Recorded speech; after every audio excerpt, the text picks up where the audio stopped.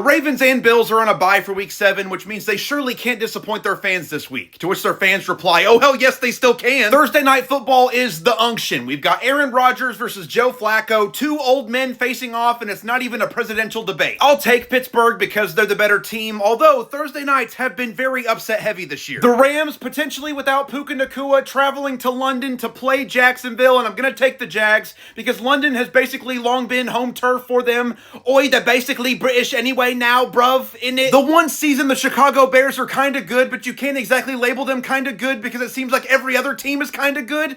Well, except for the New Orleans Saints. They're the Cleveland Browns, and they're gonna win. They are playing the Miami Dolphins, who are an absolute disaster. Worst run defense in the league, so I'm definitely taking higher on Quinshon Judkins' rushing total. That is one of my picks on my underdog pack this week, along with a Rashee Rice touchdown and a Jake Ferguson touchdown that you can play. And don't forget, when you sign up with code Drew1 and deposit $5, you get $100 in bonus entries or funds. And speaking of my boy, for the first time in 385 days, he's back. We already knew the Chiefs were going to beat the Raiders, but it's like a fine Mexican dish. They was already really great, but when you add rice to it, it gets even better. Picking the Eagles over the Vikings is like picking your nose in public. I'm gonna pick it, but I know it's not right. But what I do know is right is Carolina over New York. Even though they are on the road, and the road tends to turn them from Panthers to house cats, meow, I still think they're gonna beat the Jets because the Jets are ass. I'm sure Mike Vrabel doesn't hold any grudge over the team that fired him, right?